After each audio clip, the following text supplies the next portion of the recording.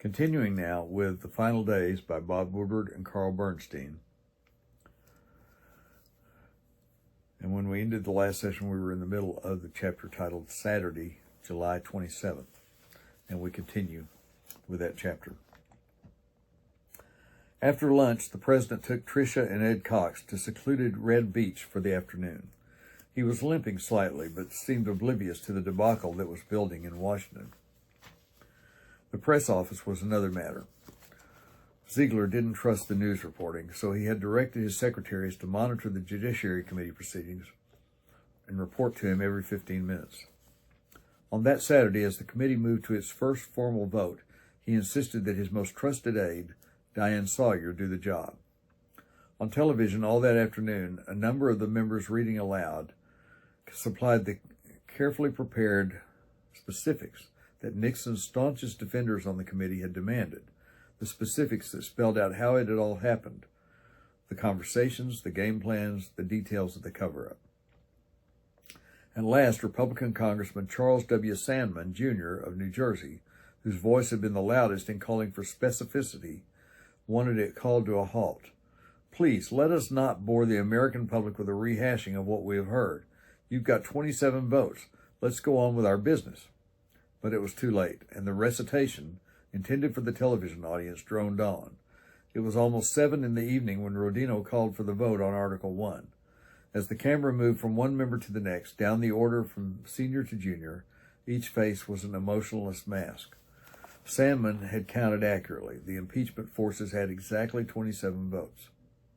In San Clemente, Sawyer cried out, "The poor president, oh, the poor man," and ran to tell Ziegler. Ziegler was shaken, and he didn't even know exactly where the president was. The switchboard reached Manolo Sanchez at a trailer at Red Beach. Ziegler had not intended to talk to the president. He was just checking on his whereabouts. But before he could explain, Nixon was on the line, and Ziegler blurted out the news. The president reacted calmly.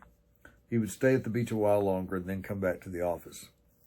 Caldwell Butler, dictating his taped diary later, said of the vote, "I was never more moved by any experience that I've had. I'm quite sure that if I hadn't been in public view, I would have cried or shed a few tears. There were no loud voices, no loud votes. No way to cast your vote quietly in an atmosphere as quiet as that. I cast my vote. There just wasn't any way to describe how I felt at the time except just a complete abdication of any kind of, a complete drain, or abdication, I guess is as good a word as any, of desire to do anything except just get out of there. I knew the implications of it for the country and had this absolute feeling of sadness about the whole thing, that we've come to this, and that's about it. Just a total feeling of sadness for the country. And with all due respect to those who think that there were those of our colleagues that were happy with it, I don't think so." After the vote, Rodino went back to the committee office, and Ken Harding, the sergeant-at-arms, told him he had received a call saying that a kamikaze pilot had just left National Airport and was heading for the committee room. A few staffers looked out the window. John Doerr sat on a couch, Francis O'Brien across from him in a chair. Rodino, his arms folded, leaned on a desk as they discussed drafting the report, which would be given to the House. The talk stopped. Rodino's body started to shake. Then his small hands clutched his arms, and tears streamed down his face. Weeping quietly, he left the room, went to a washroom, and then to the counsel's office, where he called his wife at home. "I pray that we did the right thing," he said to her. "I hoped it didn't have to be this way." Sunday, July 28th. In the morning, Haig put on the best face he could. The newspapers were saying that the White House had no strategy to resist impeachment. One story said the president's top aides had given up. Haig had to counter that impression. Both the general and the president shared the opinion that Haig could speak for the administration with greater force and credibility than anyone else. While the rest of the presidential entourage made preparations for the trip back to Washington, Haig went up to Los Angeles to be interviewed for CBS television by Mike Wallace. Keep in mind, the president and his entourage, his staff, his chief advisors and all, were still at the Western White House in San Clemente, California. Haig went up to Los Angeles to be interviewed for CBS television by Mike Wallace. They had already taped an interview to be shown on that evening's installment of Wallace's popular show, 60 Minutes. But Wallace wanted new material, and he moved right to the point. General, it's been a devastating week for the president. A unanimous Supreme Court decision against him, and then last night a vote in the House Judiciary Committee, impeachment against him. How's the man bearing up? Haig's answer was striking. The man's own inner strength, his own perception of his vulnerabilities, and his guilt or lack of guilt has sustained him during these difficult periods and will continue in the weeks ahead. Haig did not stop to elaborate. The idea was to make the president's 11 votes look like a victory. The Judiciary Committee was packed with liberals and predisposed to move against the president, he said. Back in February, the White House had expected to hold only 3 or 4 of the 17 Republicans on the committee. Wait a minute, Wallace said. Haig insisted. Yes, there had been discussions then in which the resident political experts concluded that only 3 or 4 could be held. We're quite confident that the vote will come out the other way in the full House. Wallace resisted. General Haig, White House estimates on Watergate have been consistently wrong through the last couple of years. Why should anyone believe that you're not just whistling past the graveyard again? Well, this is serious business, Mike. And you're stonewalling it, Wallace answered. I can't say I blame you for doing it. And one wonders what the strategy of the White House is, if indeed there is any strategy to keep it from happening. You've got to do more than take Southern congressmen out on the Sequoia on the Potomac at night to stroke them. Haig attacked the committee's investigation. With a great array of talent aligned, with the full-time preoccupation and indeed the objective of finding some semblance of wrongdoing, of course they have succeeded. How could it be otherwise? I've been here for over 12 months now with the president. I didn't come in at a happy time. There were those that told me, don't do it. If you want the helm of the Titanic, have at it. I don't find that. I do know there are men down in the woodwork of any staff or any organization that when the going gets tough are looking for reasons. They can't understand why difficult things occur and why everything isn't one round of merry successes. Of course we have a strategy, he went on. That strategy is to have those bodies that are dealing with it deal with the facts and the evidence, and to hopefully avoid the emotionalism, the kinds of groundswell of opinion that foreclose and prejudge issues. We feel with the hard litmus test and evidence at hand that the case for impeachment is not there. Is it not possible, Wallace asked, that the president, to save the country the trauma of a Senate trial, might resign? Haig chose his words carefully. He left the door open. The criterion would be, quote, the best interest to the American people. That will be the criterion on which Richard Nixon rules, governs, if you will, continues in office, or might decide not to, end quote. Haig returned to San Clemente to supervise the move back to Washington. It was more complicated than usual since more than the customary complement of aides had made the trip. Many lingered in their farewells to members of the housekeeping staff. Mrs. Nixon seemed even more withdrawn than usual, pale and unsmiling as she boarded the plane. Air Force One departed El Toro Air Base for Washington at 2:26 p.m. The mood on board was somber. Haig and Ziegler were forward in the president's cabin. Both went back to speak with the reporters in the press section, emphasizing the line they had adopted since the Judiciary Committee vote. There had been reverses, a triple whammy, Haig conceded, but they had not given up on the vote in the full House. The president, Ziegler maintained, was disappointed with recent developments, but not discouraged. Haig did not foresee resignation. How could he rule out the possibility, reporters pressed? The president always, quote, decided these things in the best interest of the American people, Haig said. By the time the president arrived at Andrews Air Force Base, congressional reaction to the House Judiciary Committee vote had hardened. Few congressmen seemed to agree with Haig and Ziegler about Nixon's chances. Even Rhodes appeared prepared to concede, saying publicly that a full-scale televised defense on the House floor of the president's conduct in office was the, quote, only viable possibility for the president to avoid impeachment. The president called Julie just after he arrived at the White House. He had spoken with her almost every day for months. Chin's up, he said. He sounded strong, refreshed, and optimistic as he tried to reassure her. Keep your spirits up, he told his daughter. Julie's optimism, however, had ebbed. St. Clair had told her 2 days before the Supreme Court ruling that the president had a good chance to win. On several occasions, she had told her father she thought his lawyers were inept, and St. Clair's mistaken estimate only served to reinforce her opinion. David had never shared her optimism. When he had heard the court's decision, he had remarked matter-of-factly to his friend Brooks Harrington, What else could it be? By the time of the first House Judiciary vote, Julie, too, was becoming fatalistic. She didn't watch it on television, and when David told her the outcome, she did not seem surprised. Late Sunday evening, the president returned to his bedroom. The room, furnished simply but elegantly with antiques, was exactly as he had left it. A pair of blue and white striped pajamas hung on the inside of the door to the bathroom. His tobacco and pipe were on the small writing desk.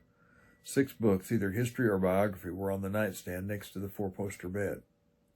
One was about Churchill. Another was David Halberstam's The Best and the Brightest, an account of the intellectuals around Kennedy and Johnson who had led the country into the Vietnam War. Monday, July 29th. David Gergen had just settled behind his desk in his corner office in the ELB when the phone rang. "The general wants to see you," Haig's secretary said crisply. Gergen always moved quickly when Haig called. Besides, he was relieved to have the president and his senior aides back in Washington. When they were in California, Gergen felt even more than usually cut off from the center. As he crossed West Executive Avenue, he wondered why Haig wanted him. Perhaps the president would be going on television to defend himself. A speech? A statement? Strategy meeting? More bad news? As he entered the general's green office, Gergen saw that Haig was angry.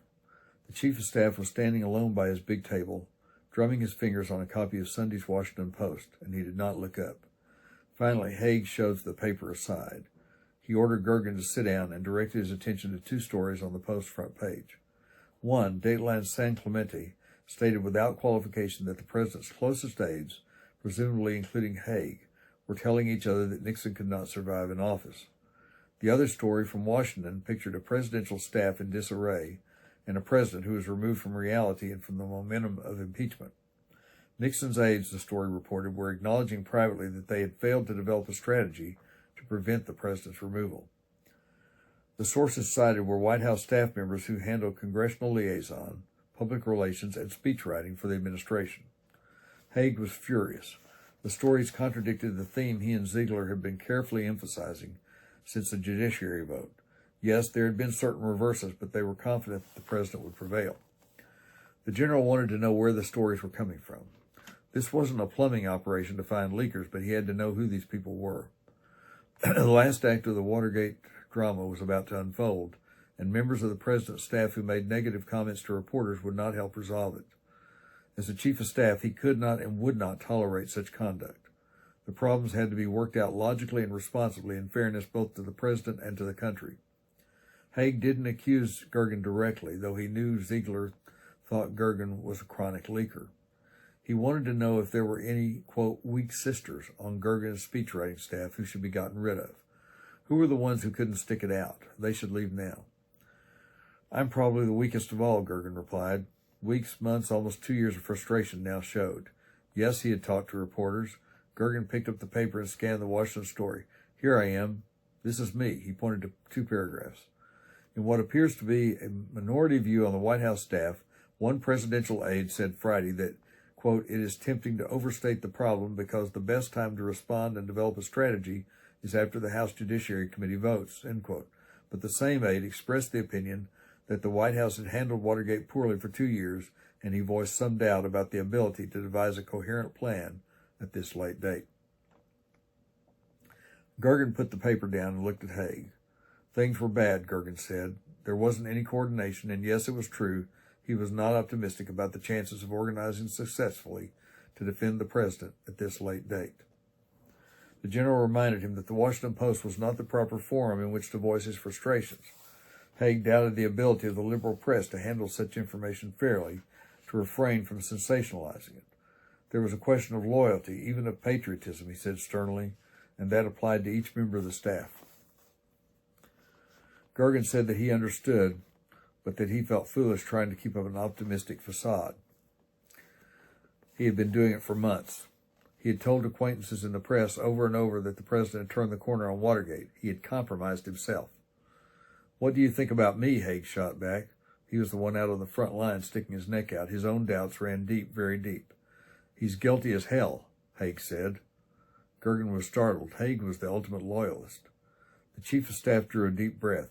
He still had to keep the ship together, he said. Again, it was a question of loyalty and patriotism. He had made his decision and he would see it through. Everyone on the White House staff should do the same, or they should get out. There was nothing more to be said. Gergen got up to leave, thinking that for once Haig had leveled with him. His respect for Haig had risen considerably. As Gergen walked out of the office, he saw Clausen waiting, the next in line to be questioned on the subject of leaking. Timmons and Birch also came in to see Haig, but not about leakers. They wanted Haig to know how dire the situation was, not just in Congress, but in the White House as well. There was danger of disintegration at both ends of Pennsylvania Avenue, they warned him.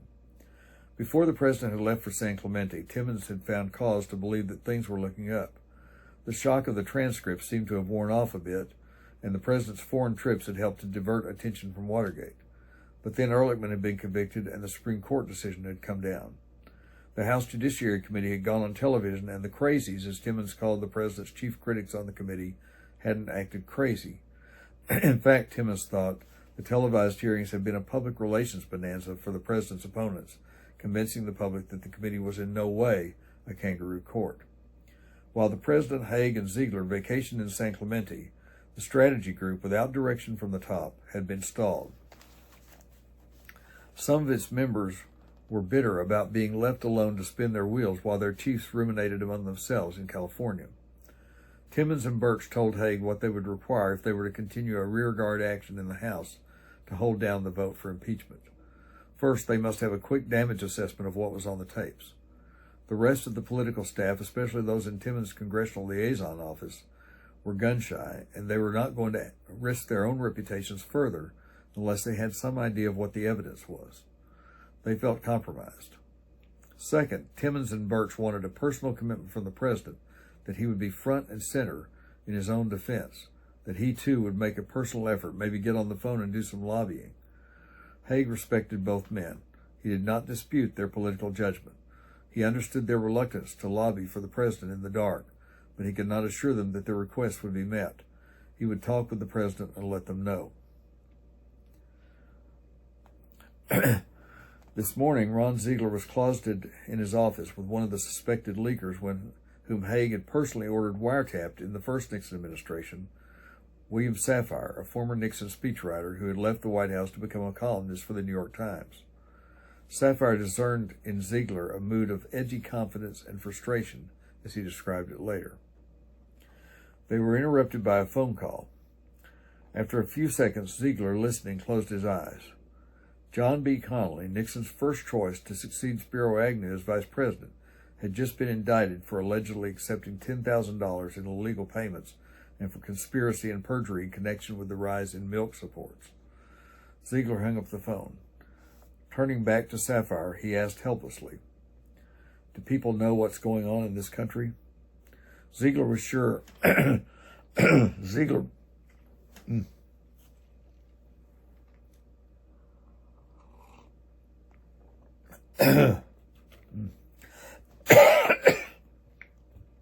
Ziegler was sure the indictment had been timed to arrive at the Judiciary Committee.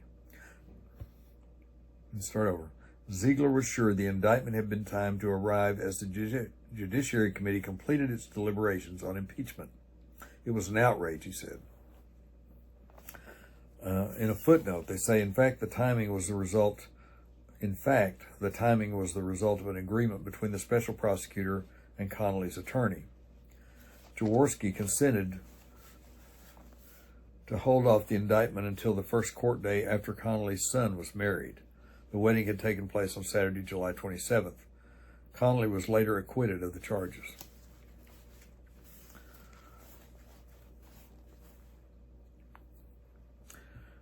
Outside Ziegler's doorway, the news was received in the press office with disbelief, anger, and gallows humor.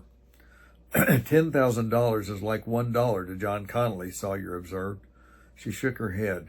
It was inconceivable that Connally, with his millions, would take $10,000. It's too bad Nixon didn't choose Connally for vice president, another staffer said. Then we could have a clean sweep. The indictment was but one more trial for Jerry Warren. At the daily briefing, he was battered with questions about the president's future. There would be no resignation, he insisted. even if the full House were to vote to impeach. Besides, the president was confident that the House would not impeach. There is no focus of attention here in the White House on anything to do with the Senate. We do not feel that it will go to the Senate, end quote. And we've hit the 20-minute mark, and my voice is giving out, so we'll stop here. So, again, right now we're in the middle of Monday, July 29th. That's where we'll take up in our next session with The Final Days by Bob Woodward and Carl Bernstein. Thanks for watching.